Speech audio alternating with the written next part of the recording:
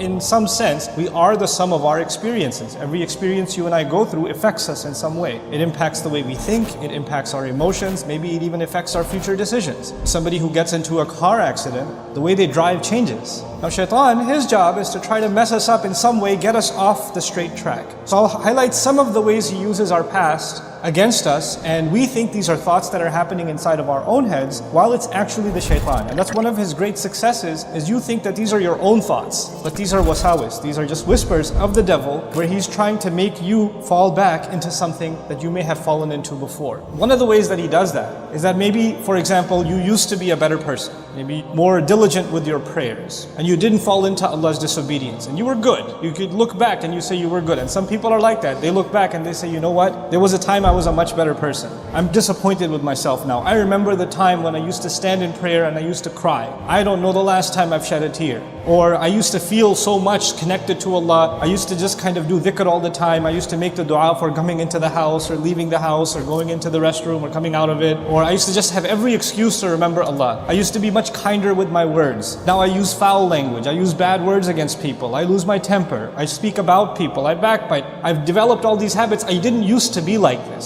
And so Shaytan says, that part of you is dead. That's gone. That's never coming back. Listen, that's over with. This is who you are now. And he'll make you almost give up on yourself. While the reality is, if Allah made you capable of living a certain way and living by a certain standard, and you upheld it, you were able to do it, then that actually means that you will forever be capable. That's actually proof to yourself. And so Shaitan wants to convince you that you no longer have that capability because of whatever experiences you've gone through or I've gone through. Now we will never go back to who we were again. At least in our spiritual sense, we can't go back. Now understand something. Emotionally, maybe you can't go back. Emotionally, when somebody's scarred, maybe they're changed forever, and that's okay. That's life. You know, the loss of a child is not something easy to get over, for example. So there are kinds of trauma or kinds of experiences that maybe our entire lives will be chipping away at trying to heal, and we may never get there. But Shaitan uses that to mess you up, not emotionally, but spiritually. To mess with your connection with Allah, and to basically get you to say, well, you know what? You've gone through these experiences, so what's the point of prayer?